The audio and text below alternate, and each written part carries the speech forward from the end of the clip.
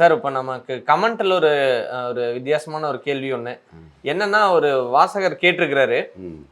எங்க அப்பா, அம்மா வந்து எங்களுக்கு, என் தங்கச்சிக்கு சரிசமமா செய்யாம, தங்கச்சி குழந்தைகளுக்கு அதிகமா செலவு செய்யறாங்க. தங்கச்சிக்காக அதிகமா செலவு செய்யறாங்க. அவரு பென்ஷன் பணம் எல்லாத்தையுமே தங்கச்சிக்காக தான் செலவு செஞ்சிருக்கிறாரு. இப்ப எங்களுக்குன்னு கொஞ்சம் சொத்து இருக்குது. ஆனா, இப்ப மறுபடியும் வெளியில கடன் வாங்கியும் தங்கச்சி குழந்தைகள படிக்க வச்சுட்டு இருக்கிறாரு. ஒருவேளை நாளைக்கு என்னோட பாகத்துக்கும் சேர்ந்து ஆபத்து வந்துருமா? அந்த கடன்ல எனக்கு பெருசா பங்கு வந்து என்னோட சொத்து பறிமுதல் ஆயிருமான்னு கேட்க வர்றாரு. இதுக்கு என்ன சார் தீர்வு சொல்லலாம்? பொதுவா இந்த மாரி அவர் பாகம்னு சொல்றது வந்து என்ன? அவரோட பாகம். இவர் சம்பாரிச்சதா? கிடையாது. தாய் தகப்பனார் சம்பாரிச்ச சொத்து, அது அவங்களோட சொத்து. இவர் பாகம்னு வரவே இல்ல. நம்பர் 1. நம்பர் 2, பேரங்களுக்கு, பேரன் பேத்திகளுக்கு வந்து அவங்க செலவு செய்கிறதுன்றது வந்து பொதுவாக தாத்தா பாட்டின்றது ஈக்குவலாக தான் செய்யணும். பட் ஏதாவது ஒரு பக்கம் தான் அவங்களுக்கு பாசங்கள் வரும்போது அவங்க எந்த பக்கம் பாசமாக இருக்காங்களோ அந்த பக்கம் தான் அவங்க செலவு செய்வாங்க. 2வது, கடன் வாங்கி செலவு செய்கிறாங்க. ஸோ இதில் வந்து இந்த கமெண்ட்டில் அரசு பள்ளியில் இவர் குழந்தைகள் படிக்கிறதாகவும், இவருடைய சகோதரியின் பிள்ளைங்க வந்து கான்வென்ட்டில் பயில்றதாகவும், அதுக்கு வந்து கடன் வாங்கி அவங்க அப்பா அம்மா செலவு பண்ணுறதா சொல்கிறாங்க. இவரோட பங்குன்றாங்க. இவரோட பங்கு ஃபர்ஸ்ட் ஆஃப் ஆல் அப்படிலாம் ஒரு பங்குலாம் கிடையாது. அவங்க உயிரோடு இருக்கிற வரைக்கும் அது அவங்க சொத்து தான். ஓகே. ஸோ அவங்க எவ்வளோ கடன் வாங்கினாலும் அவங்களுடைய சொத்தை தான் பாதிக்கும். யாருன்னா இவருடைய தாய் தந்தையருடைய சொத்தை தான் பாதிக்கும். அப்படி சப்போஸ் அவங்க வந்து கடன் அபரிமிதமாக வாங்கி சொத்துக்கு மேலே கடன் வாங்கினாங்கன்னா, நீங்கள் சம்பாதிக்கிற சொத்து, அதாவது மகன் சம்பாதிக்கிற சொத்துலேருந்து பறிபோகிறதுக்கு 1% கூட வாய்ப்பே இல்லை. அதை பற்றி கவலையப்படாதீங்க. அன்லஸ் அண்ட் அதர்வைஸ் நீங்கள் கேரண்டாராவோ ஷூரிட்டியோ கையெழுத்து போடாமல் இருந்தால் உங்களுக்கு எந்த வித பாதிப்பும் வராது நீங்கள் சம்பாதிக்கிற சொத்துக்கு. இதே உங்களுடைய தாய் தந்தையர் சம்பாரித்த சொத்தில் அவங்க 2 வீடு வச்சுருக்காங்க, 2 வீட்டில் இது என் வீடு, இது தங்கச்சி வீடு அப்படின்னு வாய்மொழியாக நீங்கள் சொல்லியிருந்தீங்கன்னா அதெல்லாம் எதுவுமே செல்லாது. அப்படி தாய் தந்தையர் வந்து கடன் அதிகமாக வாங்கி வச்சுட்டு போயிட்டாங்கன்னா அந்த 2 வீட்டையும் தான் வந்து பேங்க்காரங்களோ இல்லை ஃபினான்ஸ்காரங்களோ கை வைப்பாங்க. அதனால் நீங்கள் சுயமாக சம்பாரித்த சொத்தை வந்து கை வைக்க மாட்டாங்க. அதனால் தாய் தந்தையர் சொத்தை அவங்க காலத்துக்கு அப்புறம் தான் என்னுடைய பங்குன்னு நீங்கள் அதை சொல்லவே முடியும். அதுக்கு முன்னாடி நீங்கள் சொல்கிறதுக்கு உண்டான உரிமை உங்களுக்கு வரவே வராது. சார் பொதுவாக வந்து இப்போ பொது கேள்வியே கேட்குறேன். அதிகமாக கடன் வாங்கி வாழ்கிற காலத்தில் வாழ்ந்துட்டு அது மகன்களுக்கு கடனாக கொடுக்குற இந்த தருணம் தான் இன்னைக்கு நம்ம பார்க்குறோம். இது எப்படி வாழ்க்கைக்கு பொருந்தும்னு நினைக்கிறீங்க சார்? பொதுவாக ஆண் பெண் எல்லாருமே சமந்தான் இந்த காலங்களில். ஓகே, இந்த காலம்ல எந்த காலமும். பட் அதை வந்து இப்போ அதிகமாக அந்த விழிப்புணர்வு வந்து வருது. அப்படி இருக்கும் பொழுது இதில் மகன் தான் வந்து தன் தாய் தந்தையரை பார்த்துக்கணும் அப்படின்ற கோட்பாட்டில் இருந்தும் வெளியில் வந்தாச்சு.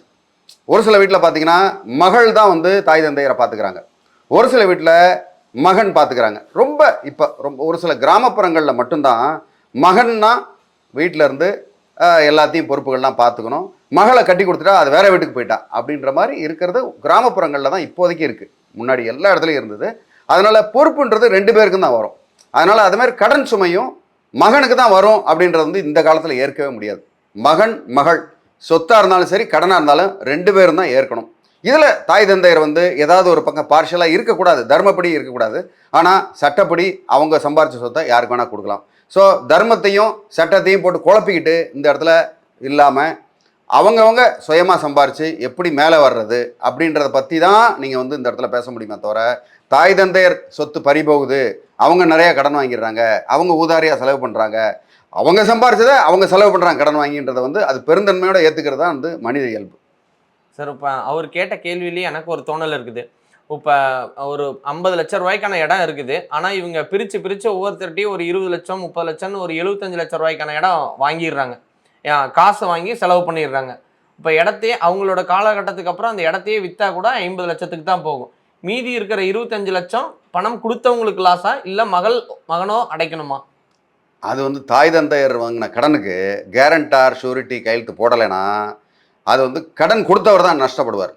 50 லட்சம் ரூபா பெருமான இடத்த வந்து அடமானம் வச்சுட்டு அவர் 75 லட்சம் கொடுத்துட்டாரு அப்படின்னா அவருக்கு அந்த 25 லட்சம் நஷ்டம்தான். ஒருவேளை மேபி அந்த சொத்தோடைய மதிப்பு உயரும் போது வேணால் அவர் லாபகரமாக ஆகலாமா தவிர, மற்றபடி இதுக்கும் மகளுக்கும் சம்மந்தமே கிடையாது. அவங்க கடன் வாங்கலை, அதனால் வேறு யாரும். இப்போ ஒரு சில இடங்களில் என்ன பண்ணுறாங்க, ஃபினான்ஷியர்ஸு உங்கள் அப்பா அம்மா வாங்கின கடன் நீ தான் அடைக்கணும் அப்படின்னு சட்டவிரோதமாக தகராறு பண்ணுறாங்க.